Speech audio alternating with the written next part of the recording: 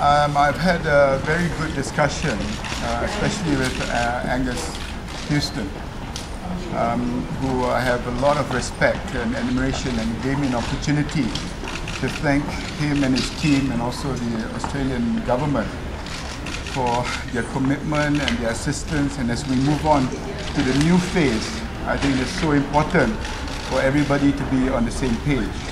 I'm also very happy to see Jean-Paul Trodet, who is here with me, and they have all started to engage and discuss with the 3 ministerial committees that I have set up. I would like to take this opportunity also to announce that Sunday I will be going to Canberra, and there will be a tripartite or a trilateral discussion with China, in which case we hope that the approach forward with regards to deployment of assets, engagement with the families, and the expert and technical advice that comes from all over the world will be looked at, in which case we will be in a better position to announce to the media of the world what we discussed in Canberra. So today's meeting is something that I was looking forward to. I'm quietly confident that we are on the right track, but the challenges ahead is huge. And with more friends coming on board and getting more experts to make sure that we remain focused on what we're doing, I believe that we will find MH370 sooner or later. Would you like to add something to this? Minister, thank you very much. And first of all, thank you very much for your very warm welcome and your generous hospitality. I'm here to do some preliminary consultations to enable the trilateral ministers meeting in Canberra on Monday. That's a very important meeting because it will formalise the way ahead to ensure that the search continues with urgency and doesn't stop at any stage. We've been discussing some of the challenges involved with deep water search, and of course, as Prime Minister Abbott mentioned in his announcement last Monday, the search will take probably something in the order of 8 months, maybe 8 to 12 months if we have bad weather or other issues. But we're totally committed as 3 nations, I believe, to find MH370, and I'm confident that with an effective search we will eventually find the aircraft. Thank you very much, Thank you. Minister. Thank you so much. And thanks for your hospitality. Jean-Paul, do you want to say something? Yes, I'm here today to share my experience with the Australian and Malaysian authorities in charge of searching the MH370. It's a big challenge because the area to explore is very big, and the water, the sea is very deep. But I think that deploying the right assets and taking the necessary time, it will be a hope. There is hope to find the wreckage and to know this mystery. Thank you. I will be having a PC later today after prayers. So if there are any questions at all for the 3 of us, limited to this looking forward and the arrangement that we hope to navigate. Mr. Angus Houston, Ismail from Bernama. Regarding Australia dismissal, it was reported earlier, Australia dismissed reports by Australian company, exploration company, on the citing the possibility of the aircraft that might be in the Bay of Bengal. Do you think that is appropriate to dismiss that report at this kind of stage when Datuk Hishammuddin has always been stressing that no possibility will be ruled out? Well, I understand that there are 3 ships from the Bangladesh Navy that are over the reported area at the moment. As yet they have found nothing. and one of those ships has a, I think, an echo sounder that will assist in ensuring that we have a thorough search of that particular area. But I would say very quickly, the heaviest weight I put on all the evidence that is before us is the great work that the world team here in Kuala Lumpur has done with the analysis of the manual, the handshakes between the aircraft and the satellite, and also the simulation work that's also been done to define the area in the Southern Ocean. I'm confident that the area in the Southern Ocean is the right search area, and I'm sure that in the fullness of time we'll find the aircraft in that area of the Indian Ocean. Thank you. I can also confirm that I'm looking at the possibility of Sapura Kencana that has the ability to search that area, because that lead can only be confirmed by getting physically appropriate vessels to search that area. But I just want to stress that by doing that, we are distracting ourselves from the main search. And in the event that the result from the search is negative, who is going to be responsible for that loss of time? Secondly, if we are irresponsible in our approach and going forward with that lead, we also have to understand the emotions of the family. Now, in the event that we do spend money, which is going to be expensive, getting more vessels out there, it's going to take time, which is going to affect the operations of our present search in the area that we have identified. And thirdly, it's going to impact on the emotional roller coaster of the families of those passengers.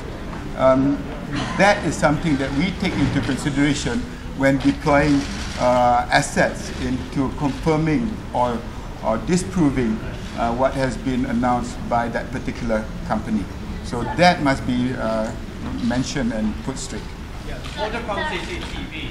Yeah, yesterday the report released by the Malaysian government we noticed around 1:38, the Fujian City condescended to give the information they get no signal from MH370.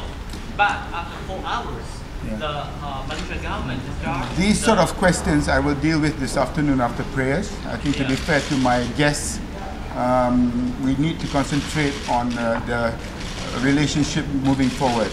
Those particular issues that relating to my statement yesterday and documents and information released, I will deal with it this afternoon. Yeah. My question is to Sir Sean Paul. In the BN reports from the French base, you have suggested that the airline should use the 90 days deep sea locators methods. Until now, not many airlines are implementing suggestions. Have you had any comment on this?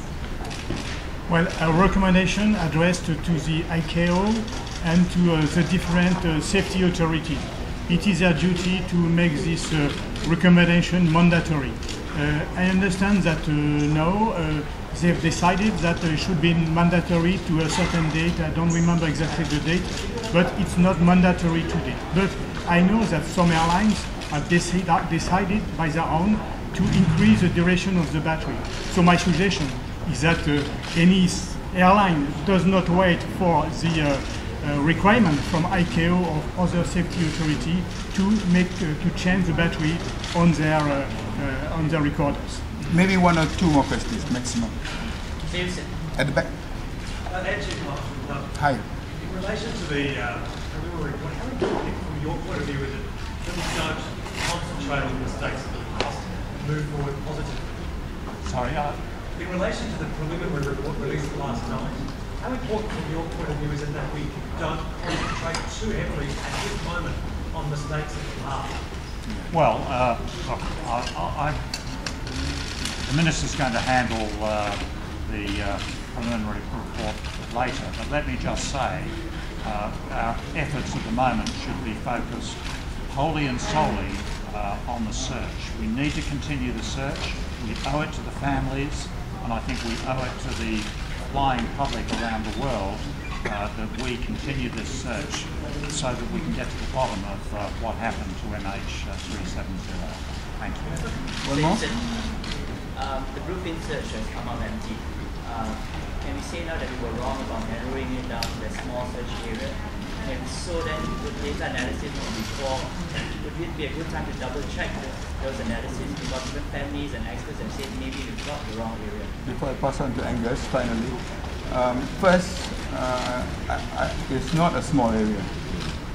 Secondly, we have done the checking, and thirdly, based on the template that we had, it's just based on one or two fingers. There are other areas that we are discussing, which is using the same approach, and that has been consistent.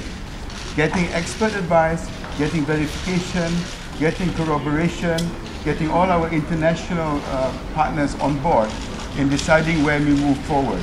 And Prime Minister Abbott has said that we've gone into a new phase. Angus Houston is here with me together with Jean-Paul. As we move on into this new phase, I think this is the way that we have been doing in the past, and I think we will continue to do that, notwithstanding what other speculation that comes out, which we will follow.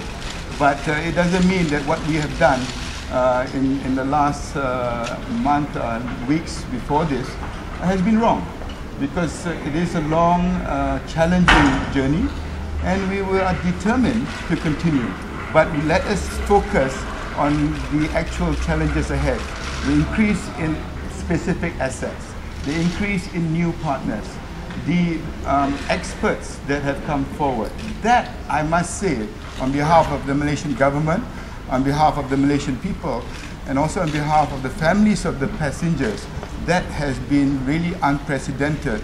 And it gives me an opportunity to thank both of them today by saying that we are really grateful for your assistance up to now, but we still got a long journey ahead, and the fact that they're standing by me left and right here shows that we are all on the same page.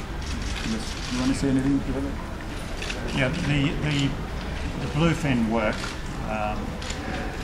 that was in response to transmissions that were picked up from the deep some weeks ago now, and at the time they looked like the most promising lead that we had.